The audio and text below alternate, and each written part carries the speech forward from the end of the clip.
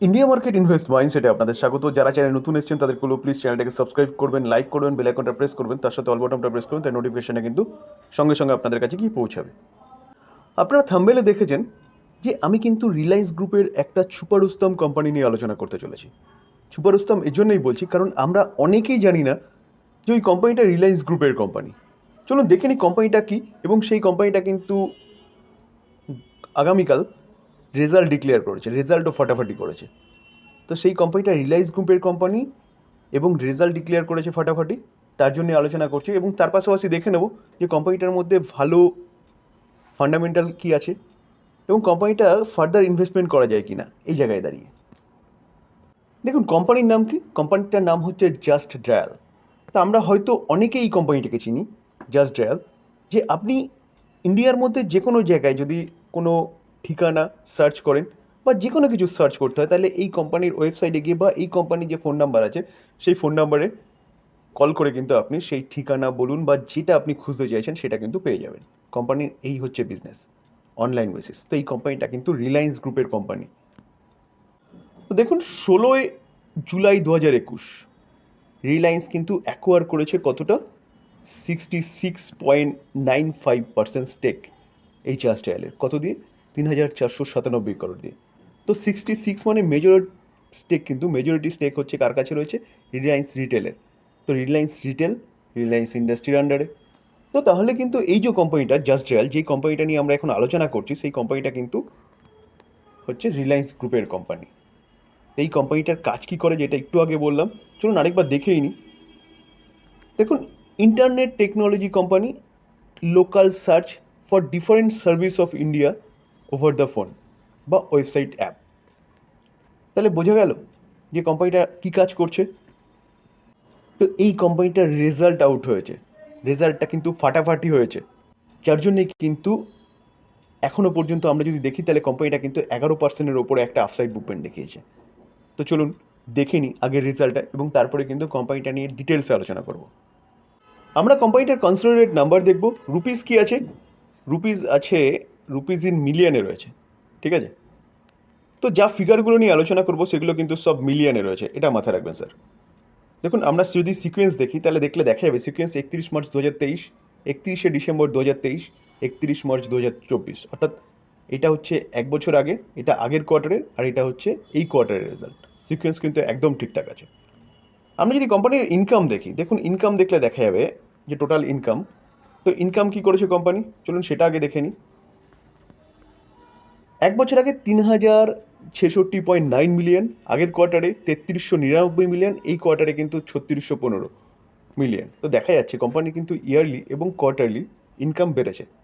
Income তো বেড়েছে, চলুন এবার খরচাটা দেখে নিই, কারণ খরচার উপরেই ডিপেন্ড করছে কোম্পানির প্রফিট। তো খরচাটা দেখলে দেখা যাবে, দেখুন এক বছর আগে কত, 2,109, আগের কোয়ার্টারে 2,189, এই কোয়ার্টারে 2,141। তো ইনকাম তো বেড়েছে, তার পাশাপাশি দেখলে দেখা যাবে কোয়ার্টারলি খরচা কমেছে, ইয়ারলি সামান্য একটু বেড়েছে। এটা কিন্তু ভালো জিনিস যে কোম্পানি খরচাটাকে অনেকটা কন্ট্রোল করেছে। তো ইনকাম মাইনাস এক্সপেন্সেস করলে পরে কোম্পানির প্রফিট পাওয়া যায়। তো আমরা কোম্পানির প্রফিট দেখে নেব। তো দেখুন আমরা যদি কোম্পানির প্রফিট দেখি, প্রফিট বিফোর ট্যাক্স অর্থাৎ ট্যাক্স দেওয়ার আগে যদি প্রফিট দেখি, তাহলে দেখলে দেখা যাবে, দেখুন এক বছর আগে কোম্পানি কীরকম প্রফিট করেছে। এক বছর আগে কোম্পানি ট্যাক্স দেওয়ার আগের প্রফিটটা ছিল 957 মিলিয়ন, তারপরে সেটা কত হয়েছে আগের কোয়ার্টারে 1,209 মিলিয়ন, এই কোয়ার্টারে কিন্তু 1,474। তো কোম্পানি খরচাটাকে কন্ট্রোল করেছে বলে প্রফিটটা কিন্তু এরকম বেড়েছে। তো দেখা যাচ্ছে কোম্পানি ইয়ারলি এবং কোয়ার্টারলি কিন্তু প্রফিট কন্টিনিউয়াসলি বাড়িয়েছে। এবার আমরা কি দেখব, আমরা কিন্তু প্রফিট ফর দ্য পিরিয়ড অর্থাৎ সব রকম অ্যাডজাস্টমেন্ট এবং ট্যাক্স বাদ দিয়ে কোম্পানির প্রফিট দেখব। তো সেটা দেখলে দেখা যাবে এক বছর আগে কোম্পানি কত প্রফিট করেছে, 836, আগের কোয়ার্টারে 920, এই কোয়ার্টারে কিন্তু 1157। তো কোম্পানি যেভাবে ট্যাক্স দেওয়ার আগে যে প্রফিট দেখেছিলাম সেরকম রেশিওতেই কিন্তু এই প্রফিটটাও বেড়েছে, অর্থাৎ কোম্পানি বলতে পারেন ফাটাফাটি রেজাল্ট করেছে। যেটা কিন্তু আমরা ইপিএসও দেখতে পারবো। ইপিএস কি দেখাচ্ছে দেখুন, 9.92 এক বছর আগে, 10.82 আগের কোয়ার্টারে, 13.61 এই কোয়ার্টারে। তো স্যার আমরা যে রেজাল্ট দেখলাম কোম্পানিটার রেজাল্ট কিন্তু ফাটাফাটি হয়েছে, যার জন্য আজকে কোম্পানিটা 11%-এর উপরে একটা আপসাইড মুভমেন্ট দেখিয়েছে।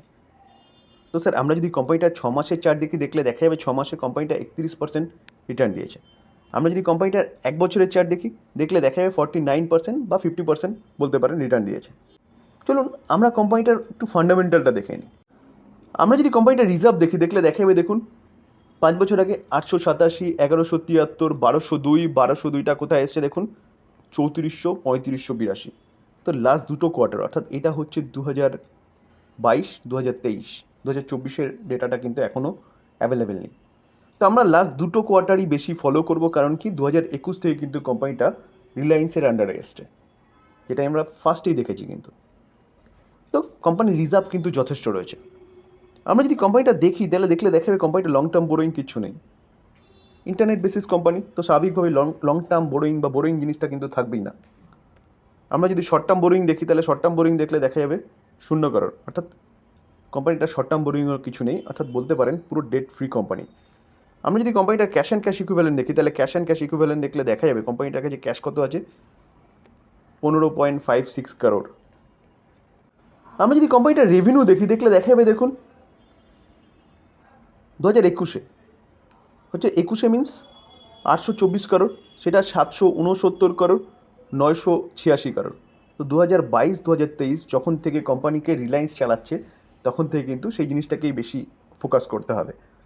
তো কোম্পানির যে রেভিনিউ সেটা কিন্তু বাড়ছে। আমরা যদি কোম্পানিটার প্রফিট দেখি তাহলে প্রফিট দেখলে দেখা যাবে দেখুন 2021-এ 214 ছিল, তারপর 70 রয়েছে, তারপরে কিন্তু 162। তো কোম্পানির যে প্রফিট সেটাও কিন্তু বাড়ছে। আমরা যদি শেয়ারহোল্ডিং প্যাটার্ন দেখি তাহলে ডিসেম্বর 2023 প্রোমোটার 74.3% স্টেক হোল্ড করছে, এফআইএস অ্যাপ্রক্সিমেট 5%-এর কাছাকাছি স্টেক হোল্ড করছে, ডিআইএস কিন্তু 8.9% স্টেক হোল্ড করছে, এবং পাবলিক কতটা আছে 11.9% স্টেক হোল্ড করছে। তো আমরা যদি দেখি দেখুন এখান থেকেও দেখলে দেখা যাবে প্রোমোটার হোল্ডিংয়ে যদি আমরা ঢুকি তাহলে 63.85% স্টেক কার কাছে রয়েছে, রিলায়েন্স রিটেল ভেঞ্চার লিমিটেড। তো স্যার এটা বলতে পারেন এখন কিন্তু রিলায়েন্স গ্রুপের কোম্পানি। দেখুন মিউচুয়াল ফান্ড 8.81%, 10টা মিউচুয়াল ফান্ড রয়েছে, যেখানে ডিএসপি মিড ক্যাপ ফান্ড কিন্তু 3.52%, কোয়ান্ট মিউচুয়াল ফান্ড কিন্তু 3.33%, এবং নিপন ইন্ডিয়া 1.93% স্টেক হোল্ড করছে। আমরা যদি ফরেন পোর্টফোলিও ইনভেস্টার দেখি 3.44%, 91টা ফরেন পোর্টফোলিও ইনভেস্টার রয়েছে। কোম্পানিটা small cap category company, 8,475 crore হচ্ছে কোম্পানিটার মার্কেট ক্যাপ। পি রেশিও দেখলে দেখা যাবে কিন্তু একদম ঠিকঠাক রয়েছে 23.4। কোম্পানিটার রিটার্ন অন ইকুইটি কী আছে 12.1, রিটার্ন অন ক্যাপিটাল এমপ্লয় আছে 12.1, রিটার্ন অন ইকুইটি আছে 9.44, ফেস ভ্যালু 10 আছে, অর্থাৎ কোম্পানি কিন্তু পরবর্তীকালে স্প্লিটও দিতে পারে। দেখুন এখানে কিন্তু আমরা 2024-এর ডেটাটাও পেয়ে গেছি।